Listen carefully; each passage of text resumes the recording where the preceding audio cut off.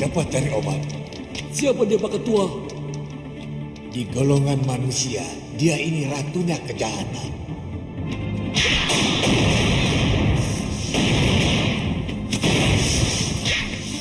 Ngerti? Cepat cari obat. Baik, Pak Ketua.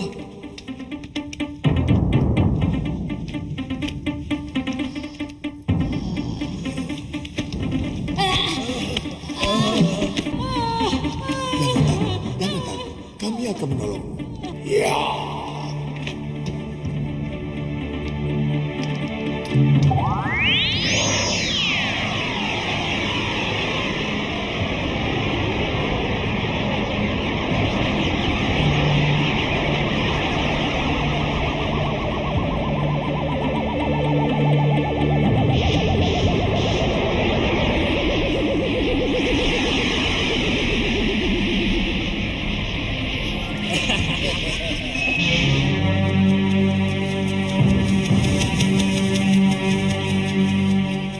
Maaf tuan-tuan, saya mencari seorang gadis pendekar bernama Arum Kemangi.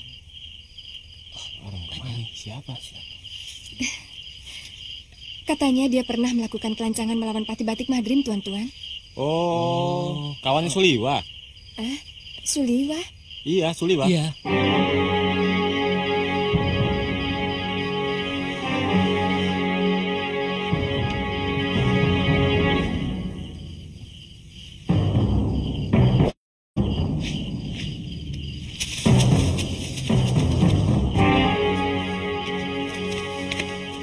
Maaf Tuan Suliwa. Ya? Saya mengantar gadis ini. Dia mencari Nini Arum Kemangi. Oh. Saya kakak Arum Kemangi, Tuan. Saya disuruh memanggil Pulang Dina Kemangi. Oh ya, silahkan duduk. Silahkan.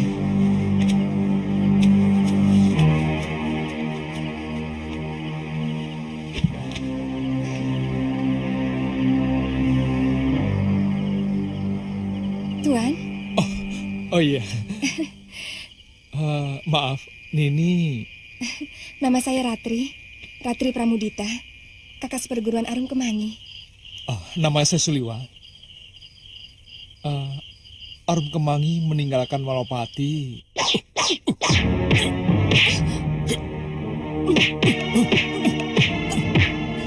Setelah Empu Ayusa dan Empu Gangsa menyusul kemari.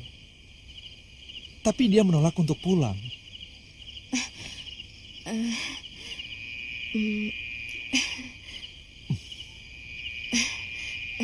Tuan tahu kemana perginya? Iya.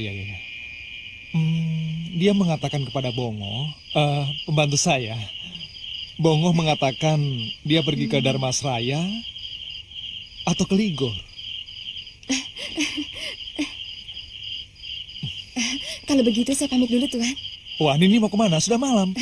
Mau cari penginapan, mungkin besok baru berangkat. Sebentar.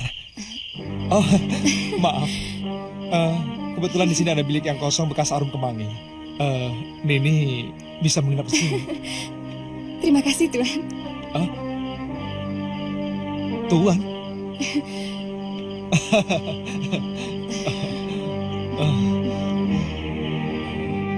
Galuh.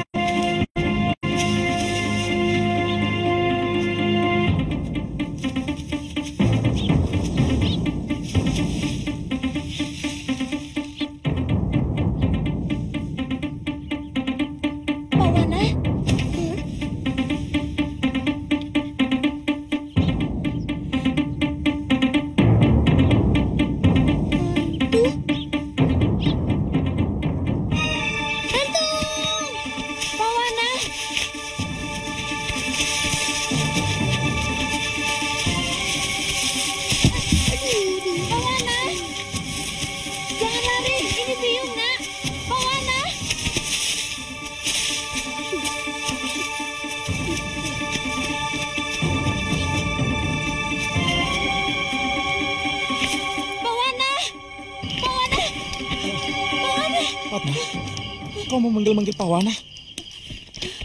Kakang, saya melihat Pawana di hutan, Kang. Kesannya hutan itu ada di bawah jurang. Tapi waktu saya panggil, dia lari menuruni tebing terjal. Di dasar jurang ada sebuah rumah gubuk.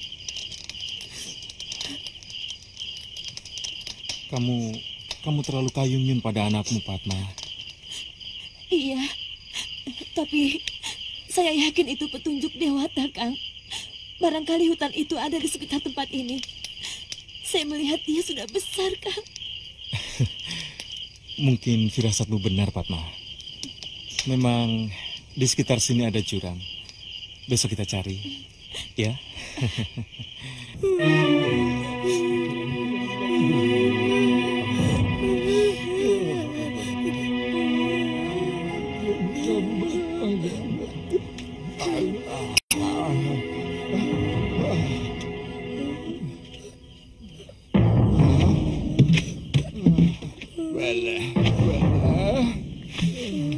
Bagus. Pendekar hebat. Kok nangis? Kamu lapar ya? Mari, kakek gendong. Ayo. Loh.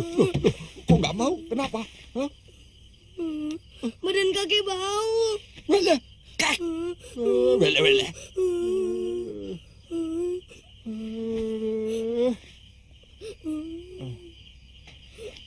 Kenapa nangis?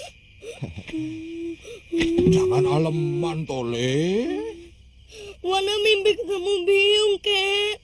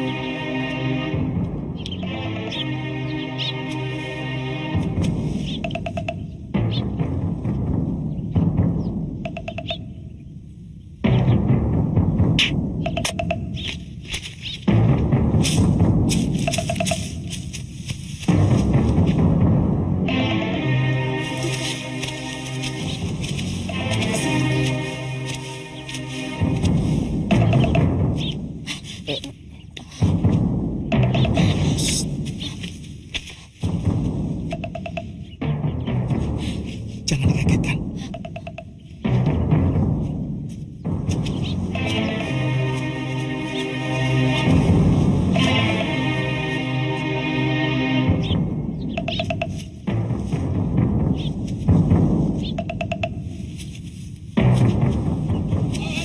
Iya, kek. Iya, kek. Pak Wana. Kamu jangan jauh-jauh dari kakek. Siapa yang jauh? Ini Pak Wana dapat burung. Tadi kakek teriak burung pada terbang. Nah, ya sudah. Ayo, kita pulang.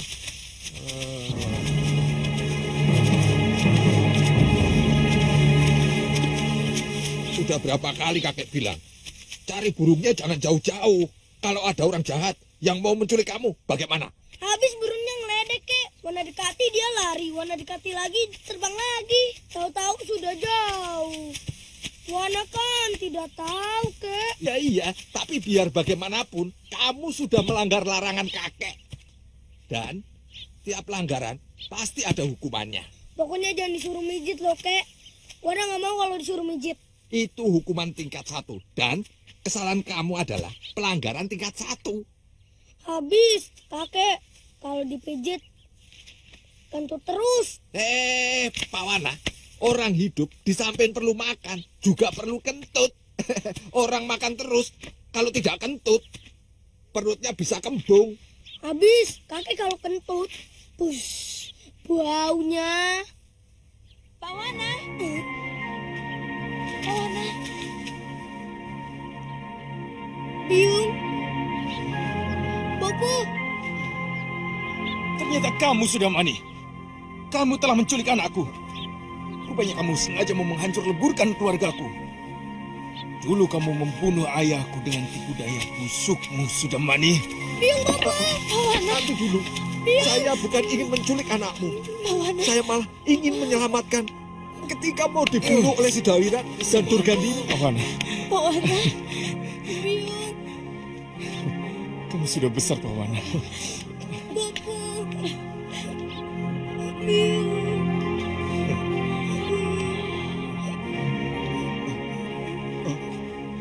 Wana, minggir. Sudah mani. Bopo, kasihan kakek, Bopo. Ini saatnya sudah mani. Hop, hai, hop, yeah. Hop, yeah. Kakek.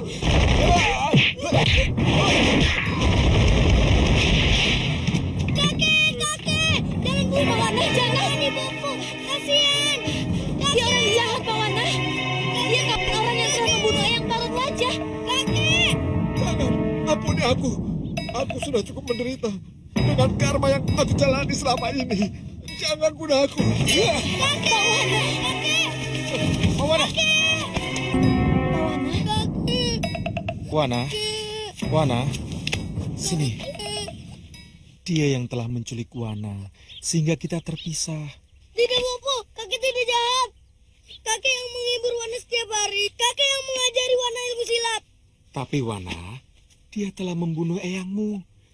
Dia juga telah membunuh seluruh murid Eyang Paron Wajah. Bukan. Bukan kakek. Yang membunuh Eyang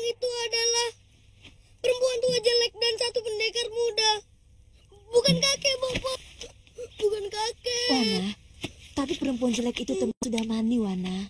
Bukan Biung. Betul, Wana. Wana, dengar bopomu. Jawab pertanyaan Bopo. Siapa bopomu? Ya Bopo. Betul. Setiap anak punya bopo. Bopo sendiri juga punya bopo. Namanya Kalawadana. Tapi dia sudah mati. Tubuhnya hancur dicacak dengan pedang. Kamu tahu siapa yang melakukan? Dia. Lelaki jelek itu telah membunuh eyangmu dengan kejam. Dan perempuan yang telah membunuh eyang Paron Wajah adalah teman dari lelaki buruk ini. Dia juga ingin membunuh Bopo dan biungmu, Wana. Kamu mau Bopo dan biungmu mati?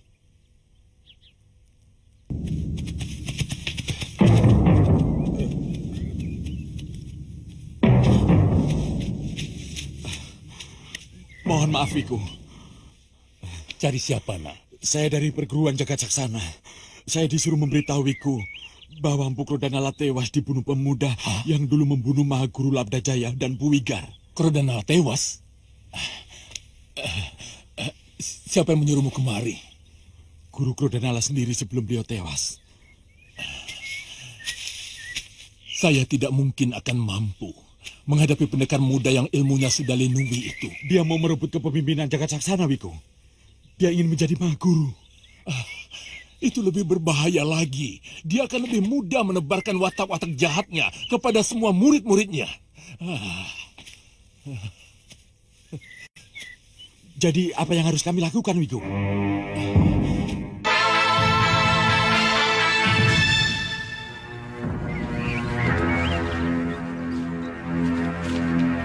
Aku buatkan surat ini untuk minta bantuan kepada cucu-cucuku. Mudah-mudahan mereka mampu menghadapi pendekar iblis itu.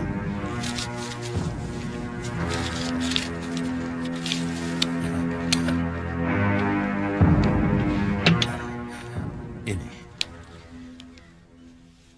Cucuku mengabdi di Kalinggapura. Kamu bisa tanyakan kepada prajurit atau bayangkara di sana. Namanya Aditya.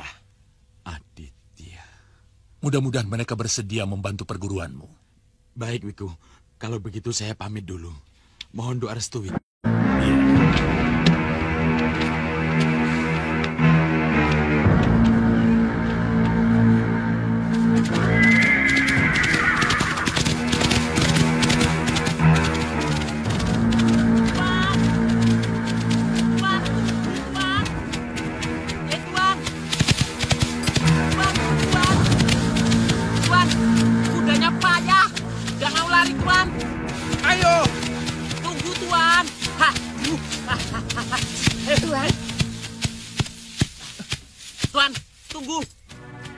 Oh ya, padepokanmu masih jauh ya?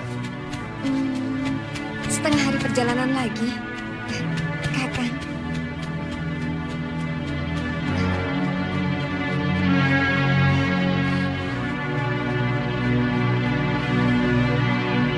Tuan, payah ini Tuan. Payah Tuan, nggak mau lari. Yang payah itu kamu, bukan kudanya. Habis kamu lapar sih. Tuan tahu aja.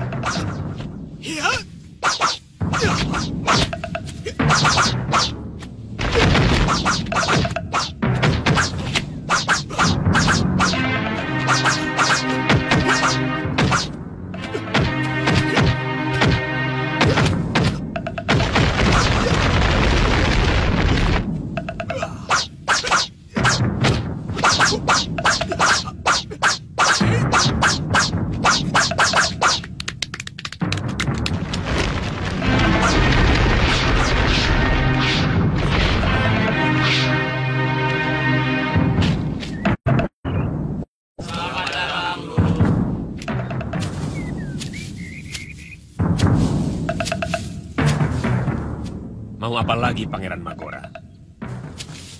Tuan telah merusak pikiran keponakan saya, Arum Kemangi. Saya tidak mengerti maksud Empu. Apakah menceritakan kejadian sebenarnya bisa merusak pikiran seseorang? Padahal kenyataannya memang begitu. Tapi yang Tuan ceritakan tidak jujur. Tuan mengatakan bahwa Patih Batik Madrim telah melakukan kelicikan. Padahal yang terjadi adalah sebaliknya. Apa itu tidak merusak? Saya tidak mengerti. Kenapa Empu lebih memihak Patih Batik Madrim yang sombong itu daripada anggota perguruan Empu sendiri? Kenapa? Karena Empu tidak punya nyali untuk menghadapi Patih Batik Madrim. Jangan bicara nyali di depanku, Pangeran. Kami baru saja dari Malwapati. Kamu sendiri yang tidak punya nyali. Lalu menghasut Arum Kemangi untuk melampiaskan dendammu. Empu Gangsa! Bukankah kematian harus menuntut dendam? Darah harus dibalas darah. Benar kan? Benar, Guru. Tergantung. Darah Pangeran Kingkin adalah darah seorang kesatria sejati. Yang tumpah dalam pertarungan yang jujur dan adil. Jadi tidak perlu ada dendam. Lalu, bagaimana dengan Empu Katina yang mati secara mengenaskan? Dia telah dibunuh oleh Patih Batik Madrim dengan tanpa alasan. Betul. Darah Empu Katina tumpah karena kelicikannya. Darah seperti itu juga tidak patut dibasuh dengan apapun. Dia tewas sebagai pembokok. Perbuatan yang paling dikutuk oleh seluruh dunia kependekaran.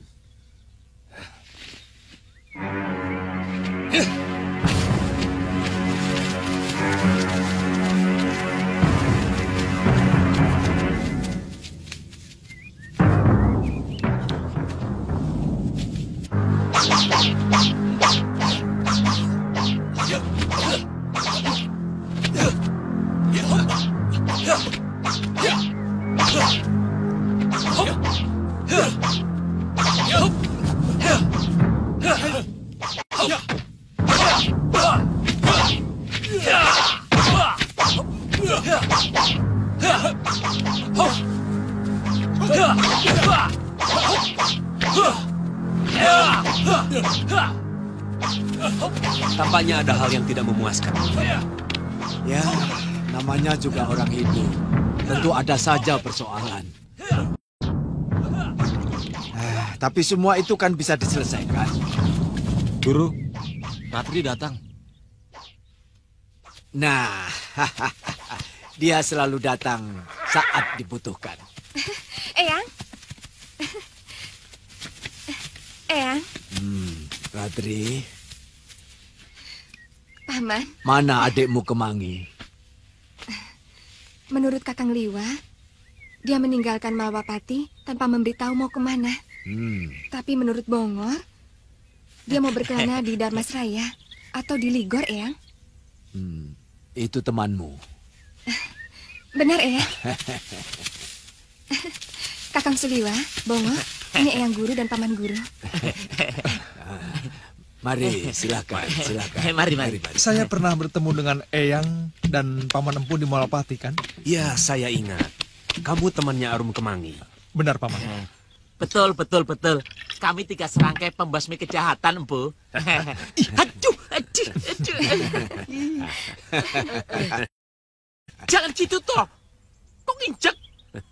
Kita kan sudah seia sekata. Sekali lagi. Untuk menjadi pembela kaum lemah, ya Empu ya. Bagus itu. Membela kaum yang lemah itu perbuatan yang mulia. Dapat lagi. Aduh. Aku benar-benar kecewa dengan sikap Empu Gangsa. Dia malah memihak Patih Batik Madrim. Orang yang jelas-jelas membunuh 2 orang terbaik dari perguruan ini. Aku benar-benar kecewa. Ayo, makan. Apa yang akan kita lakukan, Pangeran? Kita harus berani menolak untuk dilatih Empu Gangsa. Aku akan menghadap Mahaguru Ayusya dan memohon beliau untuk menjadi guru di perguruan kita ini. Bagaimana kalau Mahaguru menolak?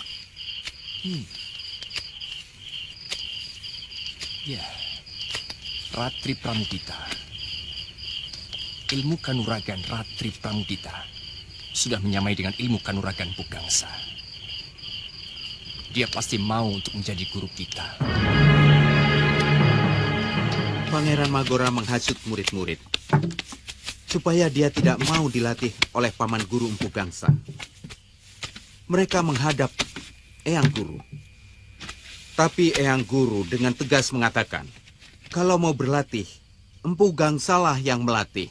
Kalau tidak, silahkan meninggalkan padepokan. Saya dengar mereka akan mengangkat Nini atau Kemangi sebagai guru. Tapi Eyang Ayusa menolak dengan tegas. Ini adu domba. Jelas-jelas adu domba.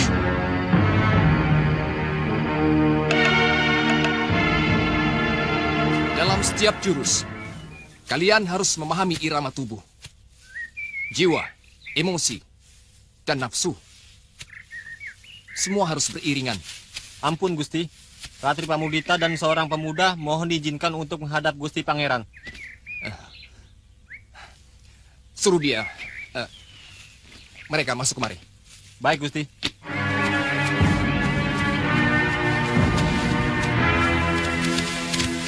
Silakan ini, Pangeran di Bali Langning. Terima kasih.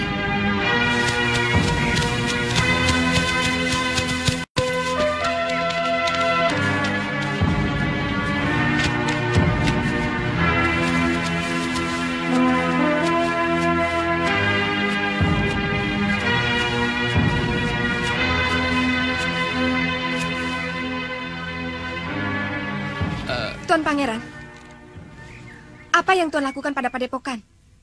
Kami sudah menentukan sikap, Nini. Kami ingin Nini atau Nini Kemangi yang mengajar kami. Karena Empu Gangsa terlalu pengecut. Dia tidak pantas untuk menjadi seorang pelatih. Tidak bisakah Pangeran sedikit lebih sopan kepada seorang guru? Padepokan Kepenis Putih adalah padepokan merdeka. Bukan milik kadipaten, juga bukan milik Pangeran. Siapapun harus patuh pada peraturan kalau jadi murid di sana. Ratri, selama ini kamu tahu sendiri, kalau Empu Gangsa selalu menghalang-halangi keinginan saya untuk membalas dendam pada Patih Batik Madrim. Sebagai guru, dia terlalu lembek. Tidak Pangeran. Dulu saya dan Kemangi sependapat dengan Tuan. Dulu saya terlalu percaya pada omongan Tuan. Ratri, semua yang menginginkan padepokan Kepenis Putih yang berwibawa akan berpendapat sama seperti kita. Selama ini cerita yang Tuan hembuskan kepada Kemangi tentang kematian Empu Katina dan Pangeran Kingkin ternyata fitnah. Sebenarnya Tuan hanya menggunakan lidah Kemangi untuk melampiaskan dendam Tuan sendiri.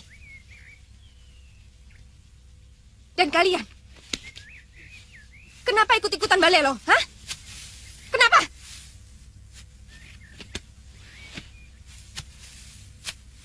Saya minta kalian cepat kembali ke padepokan. Atau kalian akan menjadi musuh saya. Ngerti? Ratri, mereka semua sudah menentukan keinginan mereka sendiri. Dan mereka sudah membebaskan diri dari aturan perguruan yang nyinyir. Kami semua sudah sepakat untuk memberikan kehormatan kepadamu untuk melatih kami. Untuk menjadi guru kami. Baik. Saya bersedia mengajar mereka. Sini kalian, kumpul. Keliling. Dan pelajaran pertama adalah tentang arti sebuah kesetiaan.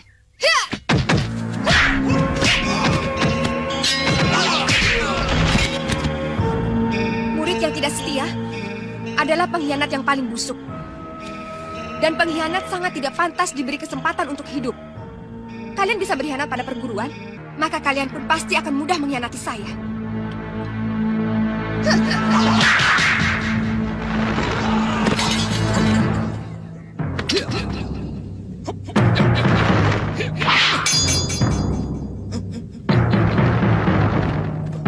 Hei, siapa kamu? Ini urusan antar murid perguruan. Kamu tidak berhak untuk ikut campur. Tidak pantas seorang ksatria melakukan kelicikan seperti itu, Pangeran. Dan hanya seorang pengecut yang menggunakan pasir beracun untuk menyerang lawannya.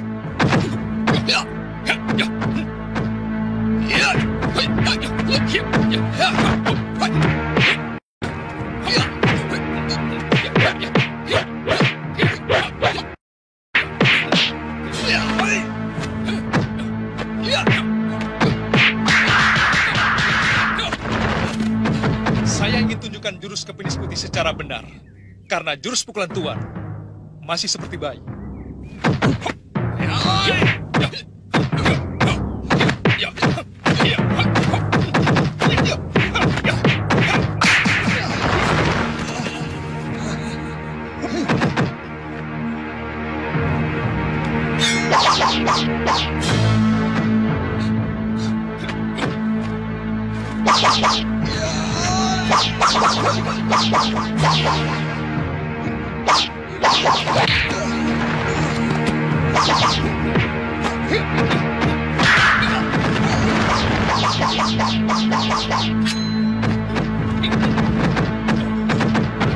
Cukup, Kakang.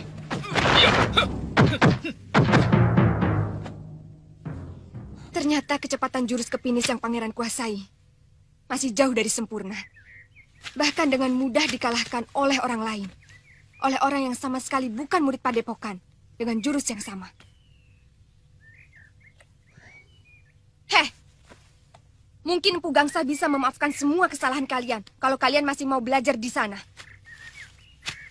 Dan ini peringatan pertama buatmu, Tuan, Pangeran Magora. Kalau Tuan berani menghasut murid-murid lagi, saya tidak akan segan menindak Tuan. Mengerti? Kemari, Kakang. Selamat tinggal. Camkan itu. Kami permisi, Pangeran.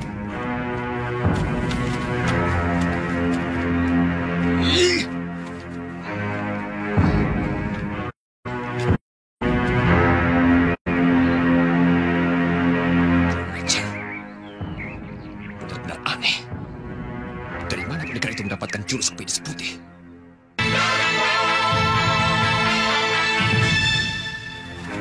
Kakak mampu memainkan jurus kepinis menyerang elang jauh lebih cepat dari murid utama perguruan kepinis putih sendiri.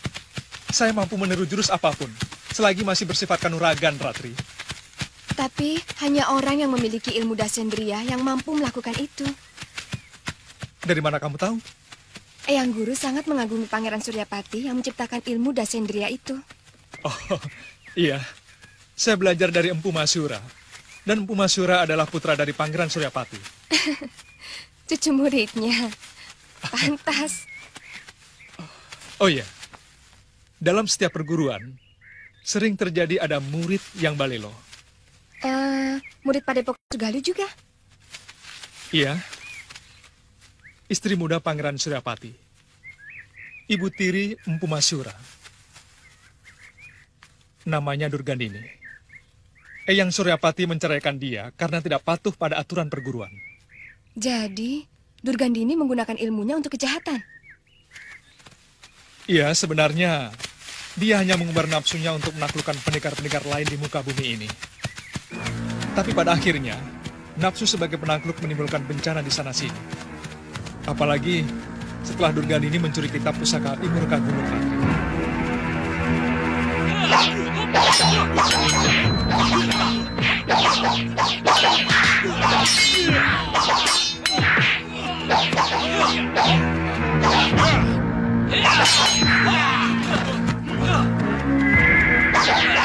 Berhenti!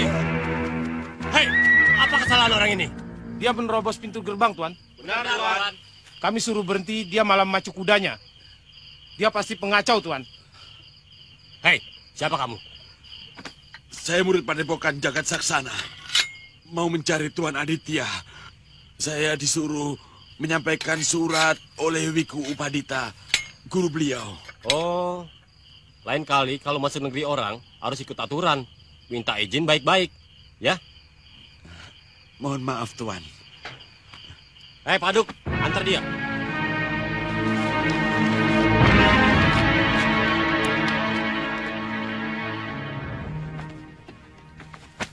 Wiku Upadita meminta saya merebut kembali Padepokan Jagat Saksana dari tangan Surawirat.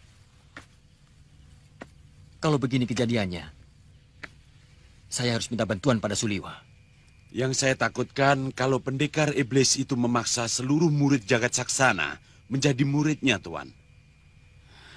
Sungguh aib bagi perguruan kami, Tuan. Bukan cuma itu. Murid-murid Jagat Saksana akan dijadikan gedibalnya untuk mengobarkan kejahatan di mana-mana. Iya, Tuan. Sungguh menyeramkan. Tapi, kalau perlu kita bisa meminta bantuan pada Gusti Patik Matrim dan Prabu Angling Dharma. Iya, betul Tuan.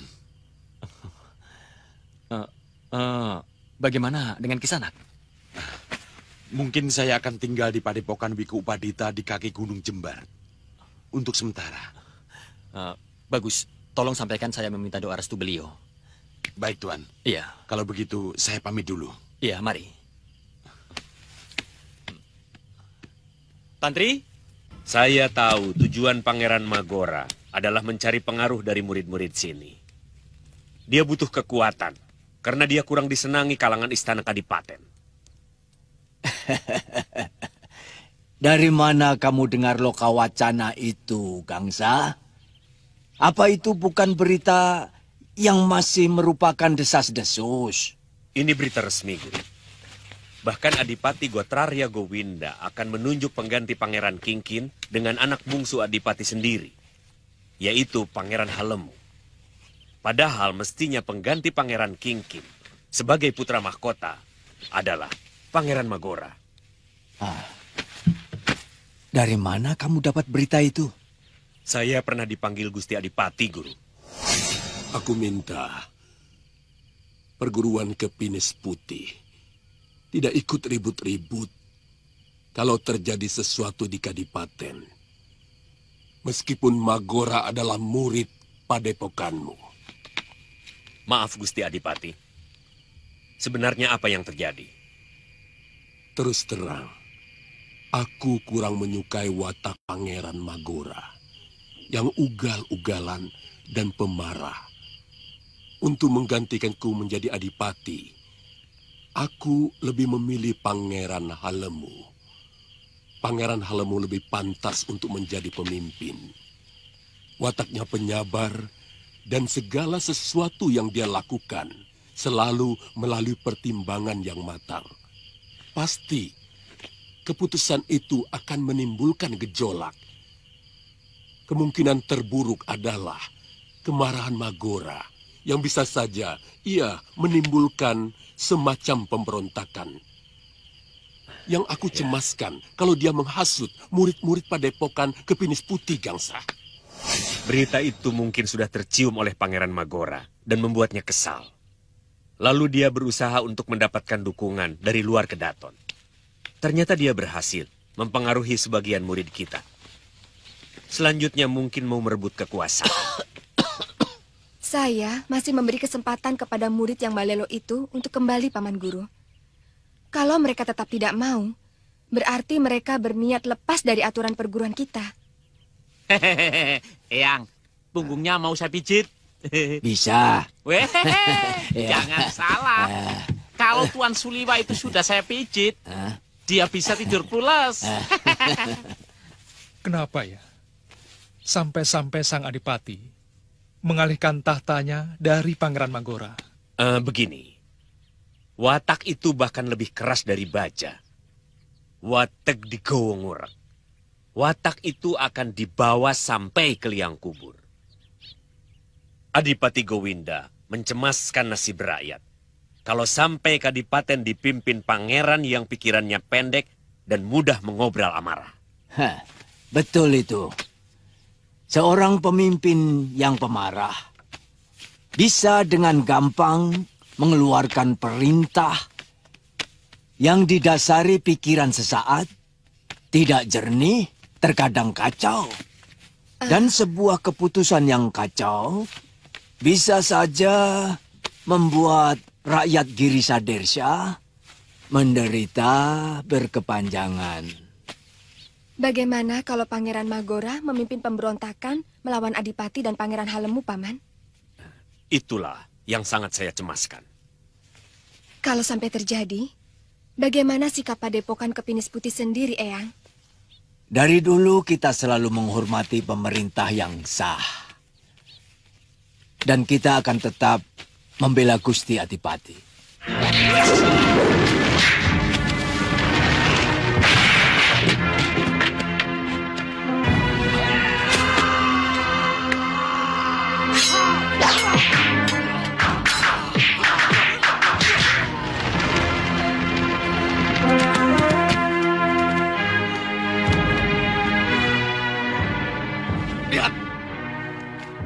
Siapa yang berani mengkhianati aku akan mengalami nasib yang sama seperti Dira dan Rakta. Dira menjalin hubungan dengan si Pai, murid utama Jagat Saksana yang tidak mau menuruti aturan kita. Sedangkan Rakta berani menentang perintahku. Siapa di antara kalian yang mau mencoba? Siapa?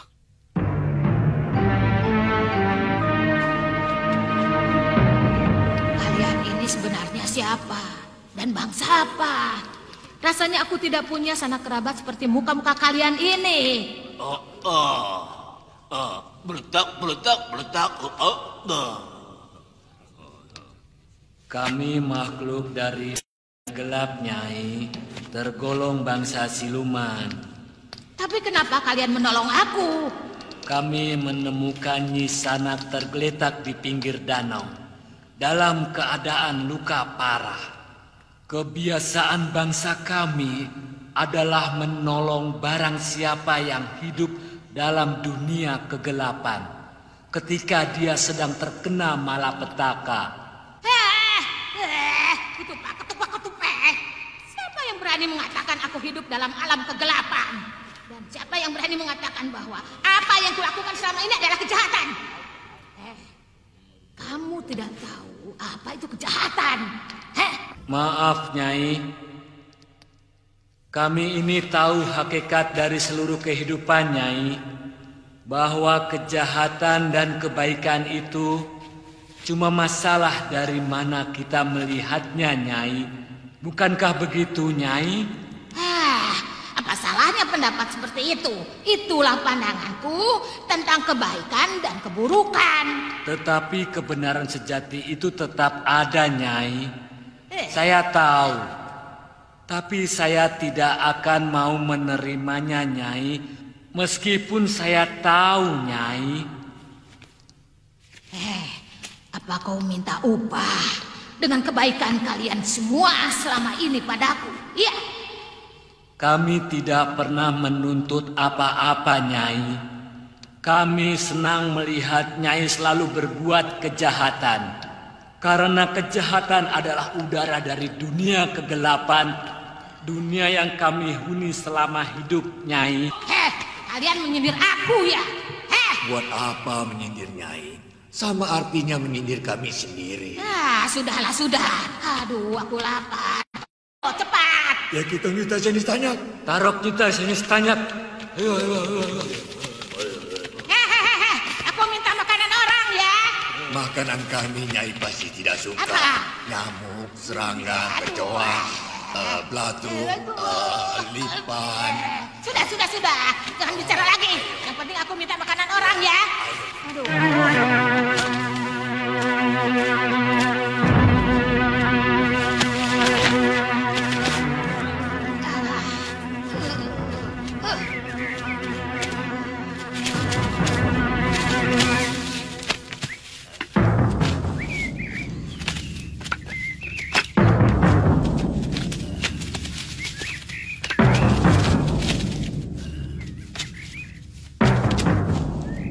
Silakan, Nyai.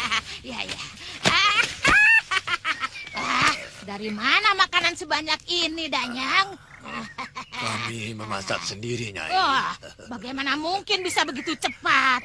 Waktu di alam kami jauh lebih cepat dari waktu di alam manusia, Nyai. Tapi aku tidak mengerti maksudmu, Danyang. 1 hari di alam manusia sama dengan 40 hari di alam kami. Itu kenapa wajah kami cepat tua. Kalau diperhitungkan di alam Nyai, umur kami baru 2 atau 3 tahun, Nyai. Silakan, Nyai. Ya. Suruh pergi dulu anak buahmu itu. Aku bisa tidak selera makan melihat muka-muka mereka. Baik, Nyai. Gunyah. Apa yang kamu dengar memang tidak salah, anakku. Aku memang berniat mengangkat Halemu sebagai penggantiku. Bukankah lazimnya seorang calon pengganti adipati yang meninggal adalah adiknya, Romo? Betul. Apa kamu pikir Halemu bukan adik Kingkin? Tidak ada keharusan untuk menggantikan kedudukan secara urut kacang. Romo, apa sebenarnya salah saya, Romo? Kenapa selama ini Romo memperlakukan saya secara tidak adil. Kenapa, Romo? Kenapa? Banyak. Belum menjadi pangeran Adipati, kamu sudah membuat kesalahan yang besar dengan memusuhi Batik Madrim. Padahal kekuatan Malwapati nyaris tidak ada tandingannya. Dan kamu sebagai pemimpin tidak baik memperbanyak musuh. Apa tidak boleh hamba menaruh dendam pada pembunuh kandra Pangeran Kingkin? Pikiranmu tidak jernih. Kamu hanya mengikuti hawa nafsu secara membabi buta. Kadipaten ini akan cepat hancur kalau diperintah dengan cara berpikir seperti itu.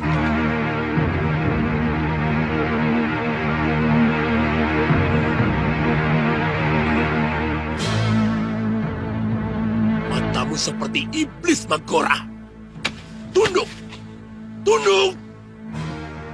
Hamba tidak akan tunduk pada seorang ayah yang sewenang-wenang. Dan hamba tidak akan membiarkan hak hamba sebagai seorang adipati direbut oleh orang lain. Anak durhaka!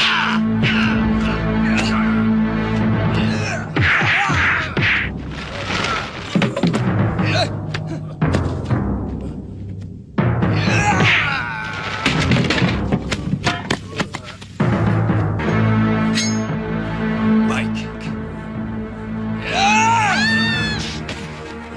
Selamatkan Halemu dari tangan kotor iblis ini.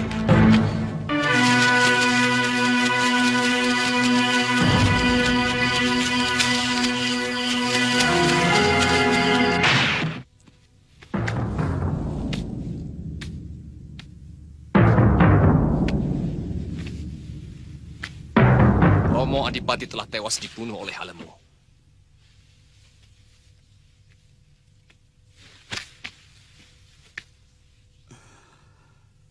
Dia melarikan diri sewaktu saya pergoki melakukan perbuatan terkutuk itu di Serambi Tilem Sari.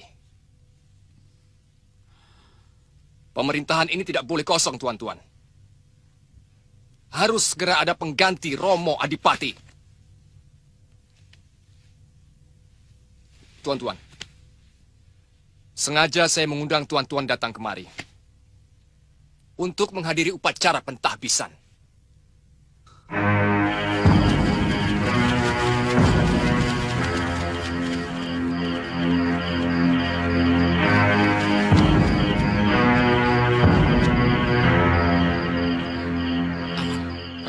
Ayo, Bunda. Mari.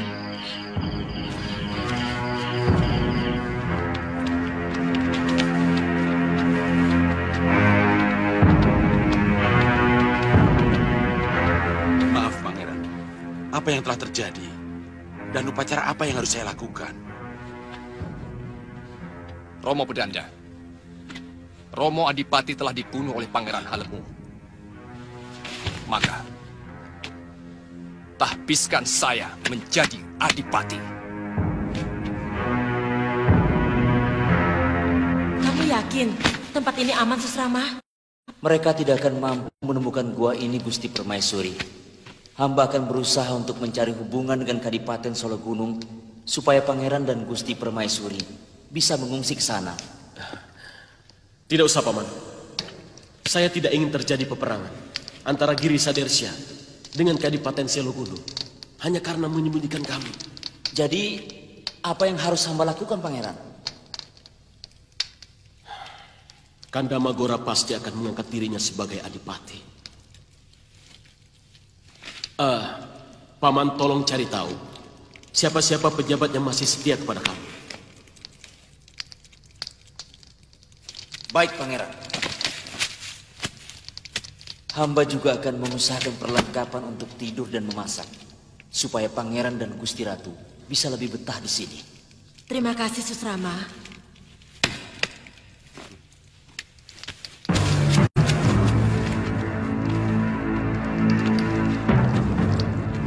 Saya menyesal tidak mengejar Halemu pada malam itu. Mestinya dia harus dibunuh.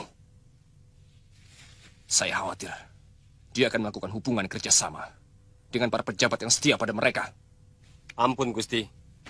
Kita harus bertindak cepat, Gusti Adipati. Iya. Kalian harus menyebar. Kalian harus mencari tahu di mana persembunyian Halemu dan Ibunda Permaiswari. Dan ingat, jangan berpakaian punggawa.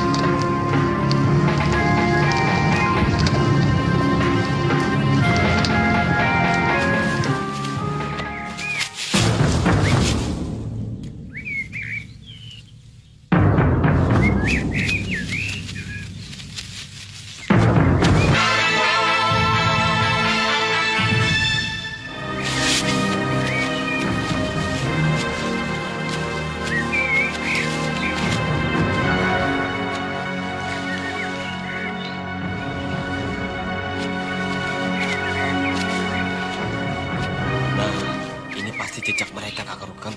Lihat, bekas telapak kaki, 3 orang.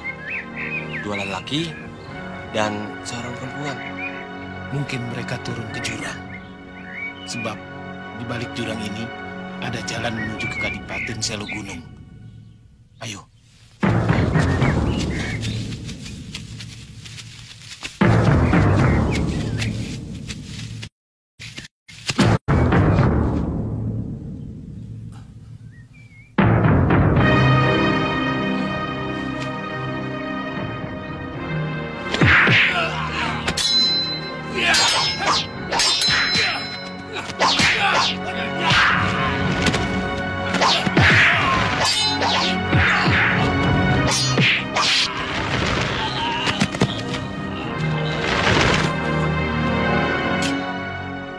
Saya mengharap tuan-tuan tidak terus-menerus terkungkung dalam kesedihan dengan meninggalnya Romo Adipati yang sama-sama kita cintai. Marilah, kita mulai bekerja sama lagi, berkarya, meneruskan pekerjaan yang sangat sempurna yang telah diciptakan oleh Romo Adipati. Iya, sungguh saya merasa tidak punya arti apa-apa untuk bisa melanjutkan pemerintahan ini. Apalagi meniru karya-karya Romo Adipati yang sangat jelas-jelas memanjakan rakyat. Pada kesempatan yang baik ini, perkenankan saya sebagai Adipati baru untuk berterima kasih dan memberikan penghargaan sebesar-besarnya kepada Paman Patih Biniwala yang telah berjasa kepada Giri Sadesa, juga kepada Senopati Subada dan Tumenggung Tunggilis. Ketiga beliau ini, saya berikan kesempatan untuk menikmati masa istirahatnya. Karena telah bertahun-tahun mengabdi di Kadipaten ini. Oh iya, sebagai pengganti mereka, saya akan tunjuk Paramagarjita sebagai Mahapati.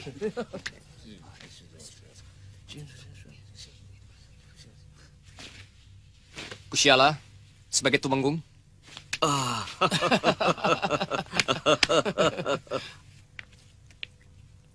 Dan Jatipurna sebagai Senopati.